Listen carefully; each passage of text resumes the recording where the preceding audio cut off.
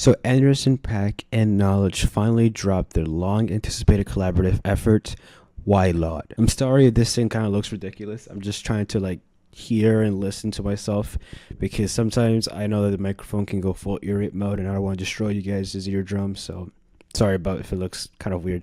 But yeah, anyway, it's been quite a while since we got in some music from Anderson .Paak and Knowledge. Well, actually, not really. Knowledge just kind of drops an album or mixtape every other month, and he's been very consistent too, so it's kind of surprising. But Anderson .Paak, I think the last record he dropped was the record he did with Bruno Mars back in 2021, which with the Silk Sonic collaboration, which is an excellent collaboration. A very short album. Kind of wish it was longer, but I think those two really brought a lot of just greatness from each other and just really delivered in that album. But obviously before that thing, Anderson .Paak was famously known for being a duo with Knowledge back in 2016 with Yes Lord.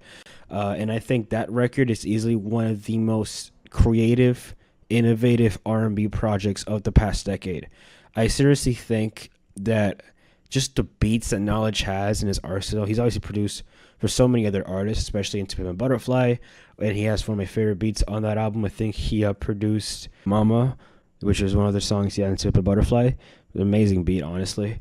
But yeah, I just think that Knowledge is such a great just catalog in terms of beats, and his way of producing things are just so normal, despite it being so crazy when you see his process. But if you guys have seen his videos and stuff, behind the scenes, you guys know this guy is crazy. If you've seen the Stone Throws videos or whatever that record label is called, you guys can see what I'm trying to say. Aside of that, just the things he's produced in general, it's been beats that I just cannot wrap my head around. It's lo-fi-ish, kind of warm, but just glitchy, yet in such an old-fashioned type of way where it just feels nostalgic. And he has such a perfect way of just encapsulating a specific time era if he wanted to. And I think with Yes Lord, he just brought his uniqueness in the front line. This record kind of brought in some skits, some old vintage sounds thrown in there as well, and it just helped Anderson .Paak just flow naturally during the entire record. The only flaw I can really point out with Yes Lord was just how many skits there was, which kind of didn't really add that much value into the record, which was kind of filler in a way. Some of them were kind of funny and charming, but I think a lot of it was just kind of unnecessary. But it did have some strong musical moments as well. And just coming to this record, I just had to grasp that it was going to be much more musical and less filler-esque because the singles leading up to this record were just killer. I think they dropped 4 or 5 singles leading up to this, which were all great singles. Some people had some issues with 86 Sentra. It was a little short kind of song where Anderson .Paak is flowing his ass off rapping. And it was a bit weird because we got Daydreaming, which is a phenomenal single. It was this guitar-filled 80s rock type of inspired track, which is an amazing electric guitar solo in the mix. And I think just Anderson .Paak just kind of brought back again the nostalgic 80 vibes just perfectly in that track. And I think the first single we got was that single with Her. I forgot the name of the song, but that was the first teaser we got to the album, and it was months of just being AWOL, almost a year if anything, and then he returned with Daydreaming. Then he dropped 86 Central, and it was just the same thing. The rollout has been kind of messy in my opinion. It has been one of the most inconsistent rollouts ever until recently, where he dropped they dropped 2 phenomenal songs. I think it was FromHere with Snoop Dogg, October Sky, and they just went all out on that song. I love October Sky's part. The high-pitched vocals just add so much of a range and dynamic to the track. The kind of vintage, kind of getting a bit of a 60s kind of blues type of vibe mix in there. And just Anderson .Paak singing his lungs out in the song as well, kind of being heartbroken over this relationship that kind of failed and how he couldn't win this girl's attention. And the kind of funny outro of Snoop Dogg kind of giving just life lessons there in the mix, kind of saying that the worst thing that could happen to a man is basically when your wife your wife or your girl doesn't want you anymore, which is kind of is true. Not gonna lie, it really hits deep. And I think the other song they released after his most recent one, I think, was the one with Earl Sweatshirt. I'm sorry if I'm saying the one with this, the one with that. I just don't know all the names out of my head. It's 17 or 18 songs in his record. But yeah, I thought that song was cool as well. Earl verse was nice. It wasn't like the greatest thing ever, but it's pretty good. I just like loved that just Anderson packed knowledge and Earl Sweatshirt in the same song.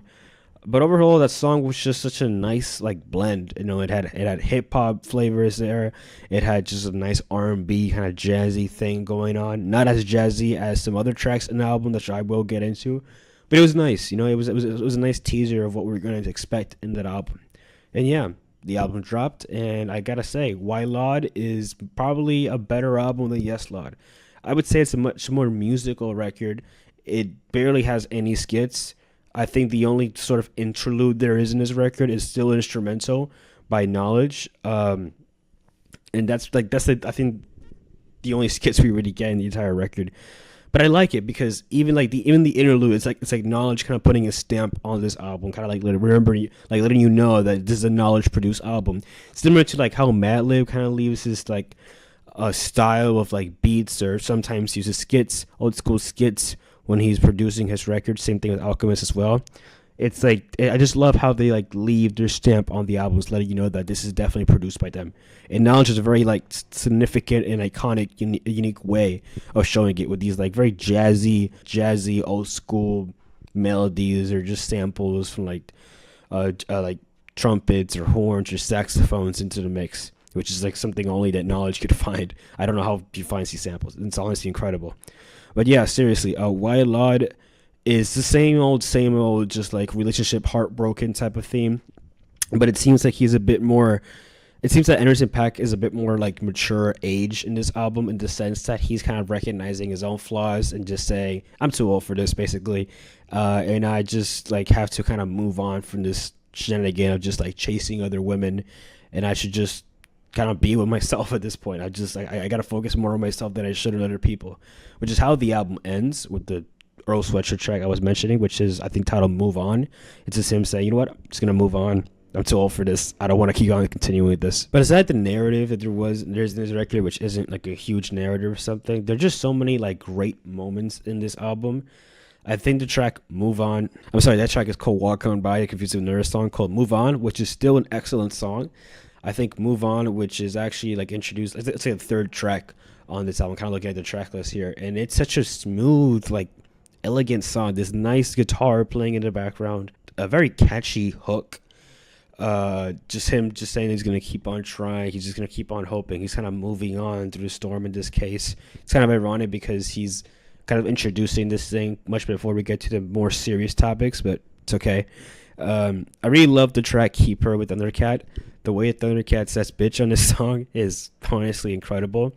It's like super high pitch and it's just such a funny addition to the song. He also, I think, plays bass in the song, which Thundercat is a monster under bass guitar. Anderson .Paak still has his rapping chops, because in the track Battlefield, this guy goes on and on that beat. He just spits some bars, man. He just spits some bars, really. What I just love from this album is it doesn't feel like, it feels like just Anderson is very free to express himself in this record with Knowledge. I mean, Yes Lord was very like loose in terms of how it tells its story, and in terms of how it sounds. It didn't feel like there was any certain limitations. It's just him and Knowledge kind of messing around in the studio. And despite the more professional, I guess, features mixed into this album, like even Dave Chappelle in the intro, sort of like a little skit intro, him kind of saying that you got to earn your props before like just saying is giving props to somebody. And I'm not gonna lie, I kind of found it kind of strange why Dave Chappelle has been in so many albums and so many skits, but whatever, we're just going through this.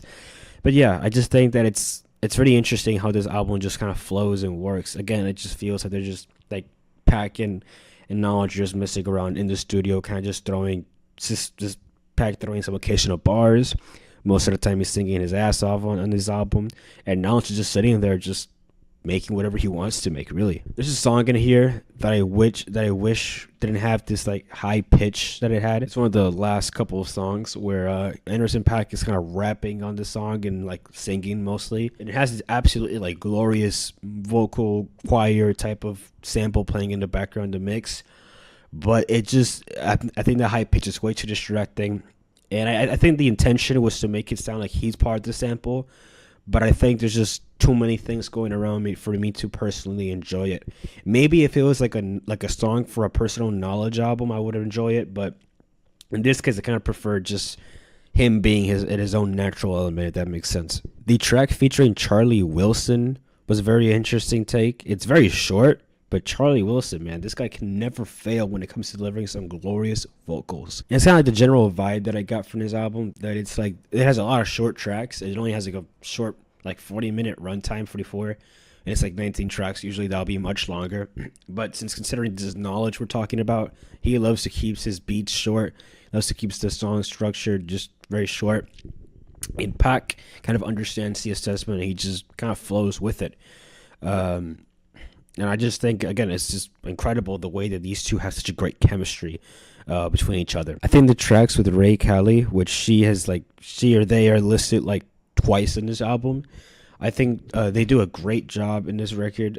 Just being a feature, kind of like just singing a chorus. I believe the song with Earl Sweatshirt, they sing part of the hook or the chorus, and they bring this like oomph into the mix that just brightens up the entire vibe of the song. And again, I just think that Why Laud just almost like just better in almost every single way from the first album, because it just improves, again, the production, the writing, the catchiness from this album. There's just so many things to admire from this album. And I know that I'm repeating myself a lot. It's because this album it's just something you gotta hear. It's very hard to explain. It's just a nice R&B kind of hip hop, lo-fi type of vibe thrown in the mix. You know, it's something you just listen to maybe in the background when you're chilling. Shit, I have listened to this album sometimes at night, and it's just such a vibe. It is like the vibe to listen to at night. It's relaxing, it's soothing, it's just something that you can just like unclear, you can just unwind. And it's like this, it's a vibe that you get when you listen to Knowledge. Knowledge just has beats that you don't have to think too much about. I mean, unless you're a producer, you want to focus on it. Good luck trying to understand what's going on. But it's just something that's just so timeless, despite it just being samples or just being mixed with samples from the 60s or 70s or whatever time era this guy gets beats from or gets samples from. So yeah, honestly, even aside of Knowledge, just like aside of Knowledge having such a great just production in this entire record, Anderson .Paak is always delivering with his phenomenal voice. As I said, his writing is not like the most like crazy thing ever, but he can write a catchy, memorable, and lovey-dovey song that just works. Even for heartbreak songs, this guy can write masterpieces, and it's so prevalent in here. It's an album you don't have to take too seriously. Don't think too much in the concept, and just listen to it and let it unfold. That's just the best advice I can give you if you want to listen to this album. But yeah, what am I going to give in this album? I'm going to give this album an 8.5, probably 8.5 out of 10. This album, again, is great. It's wonderful. Please give it a listen. If you guys enjoyed this review, please like, subscribe to the notification bell on so you miss an upload from me. And yeah, stay safe, guys. Listen to Why Laud, and peace out, I guess.